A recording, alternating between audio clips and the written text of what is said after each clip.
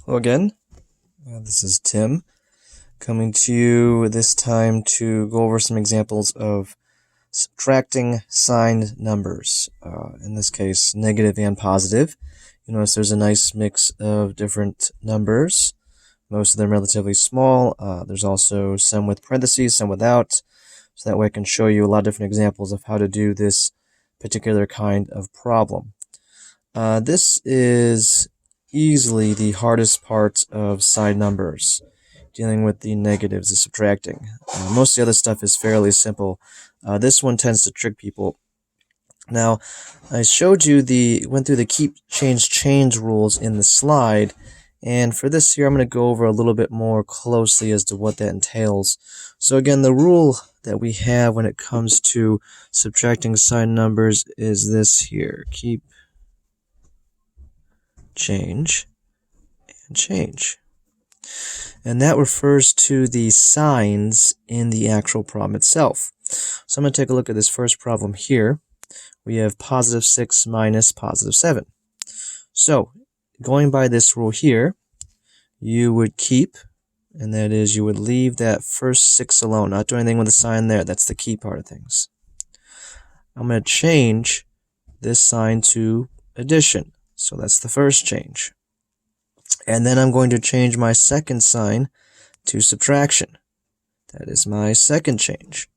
So now what I have essentially is an adding problem. Now the reason why we can do this is because adding rules are significantly easier. If you want to go back, remember when you're adding numbers with different signs, all you do is you subtract those two numbers. So 7 minus 6 is 1, and you keep the sign. This gives us our answer of -1. So this is essentially our goal here, is to make the subtraction problems into adding problems. Again, adding is much easier than subtracting when it comes to addition, with signed numbers. And 2, that way you really have to remember one set of rules when it comes to adding and subtracting, and those are the adding rules. Now I mentioned on the slide as well that when you have two negative numbers next to each other, a subtraction and a negative number next to each other, like we have here, they will both essentially become pluses. And that will again follow along the rules of the keep, change. So again, keep, my first number is going to stay the same.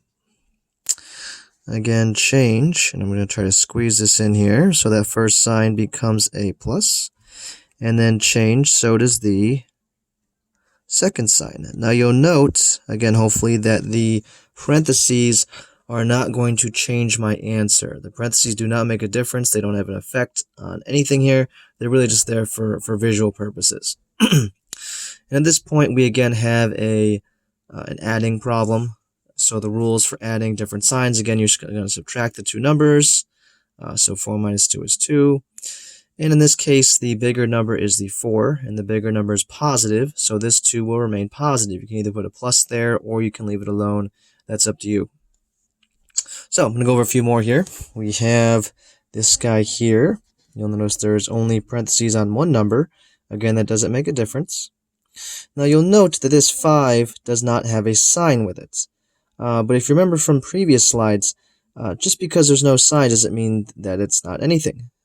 No sign, we are assuming that it is positive. So this 5 by itself would be the same as if I had this here. Okay. Now what that means is that I'm not going to do anything with that 5. There's the keep part. And again, I'm going to change my next two signs. You notice I'm essentially just flipping them. And again, I'm going back to my adding rules. I have two different signs. Therefore, I subtract, and I will keep the sign of the bigger. In this case, the bigger one is the 5. The bigger one is positive, and therefore my number stays positive. So on to this next one, you'll note there's all subtraction here. So again, our keep, that 13 is going to stay the same. Change. So again, both signs are going to change, even the one in the parentheses.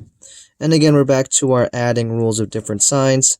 13 minus 7 is 6. The 13 is bigger, therefore the 13 is a minus. Now this one here is interesting because we have, again, the two negatives here, kind of like up here.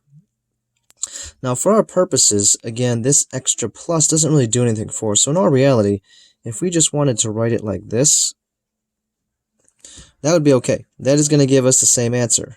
Alright, and that's kind of our goal, is to make it easier. This number here, this equation here, is much easier. There's less signs, there's no parentheses, a little bit easier to look at. Whereas this here can be a little messy. We have an extra sign, we have parentheses, and usually the more stuff that's there, the easier it is to screw people up. This next one down here, again, we have our keep. Our -4 stays the same. Our change and our change. Now, here, you want to keep in mind that now we have these same signs, or they're adding. Therefore, you just simply add them and keep the sign of the bigger number. Keep the sign altogether. So when you have the same signs, you just add and keep that sign. And again, this can also be rewritten like this. And again, you get the same answer. Now, writing it like this always gives me a few more questions. A lot of times people will do this here and say, okay, 4 minus 4 is 0. Well, that's incorrect. You got to be careful. Remember, -4 and 4 are not the same thing. For example, let me write down a number line here to kind of show what I'm talking about.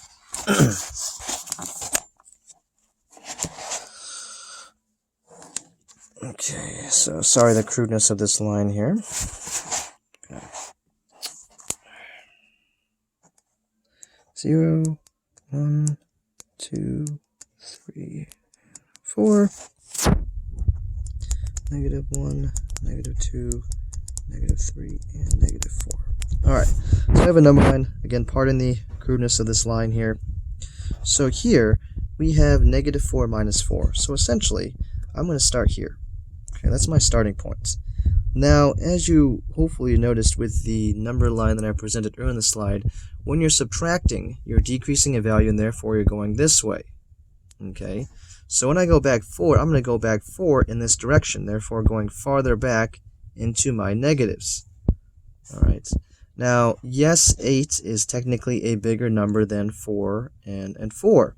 However, -8 is not. -8 is technically a smaller value than -4. And again, if you want to think about that, think of it like money. You know, what's worse, owing someone $8 or owing someone $4? Owing 8's worse. You're farther in the hole, you owe more money. Therefore, -8 has a lesser value. And the same goes for down here. You notice again, we're going with the -8, we are going farther in that direction. Also consider temperature. What's colder, -4 or -8? -8 is the colder temperature. It's farther in the negatives. So just be careful that a lot of people see problems like this and get tricked up because they think 8's bigger than 4, so how can I subtract and get a bigger number? Well, you're not, because you're ending up with a negative. So technically, that -8 is smaller than both my -4s. Now, on to the last problem here. I'm just going to do this one real quick. You'll notice I threw 2 plus +10. So again, you're going to keep the first one the same, change your signs, and go from there. So this one will ultimately be -8, 10 minus 2 being 8, and the negative being on the 10, which is bigger, so your answer is bigger. So again, be aware of your signs. If you have to, a lot of times I tell people to draw a small number line on their work. You don't have to draw this massive one. It doesn't have to be like -100 to +100, but something small, like maybe, 5 to -5 or 10 to -10. If nothing else, to just keep it in perspective of which direction you're going. A lot of times that visual can help you reconcile the idea of, the negatives being, even with the number being bigger, being smaller values. So again, -4 would be smaller than -3, which is smaller than -2, etc., etc. So a lot of times having that visual is just helpful so that we can just get a gauge of where you're at. Now, as for subtracting the sign numbers, there are other ways to do this. Some people are able to just visualize this without any problems, and if you're able to do that, that's fine too. There are many techniques to solve this. The keep change rule is just one of the more common ones, one of the more popular ones. Most of the older teachers that I've talked to have used this in the past. So hopefully this helps, and I will see you for the next lesson.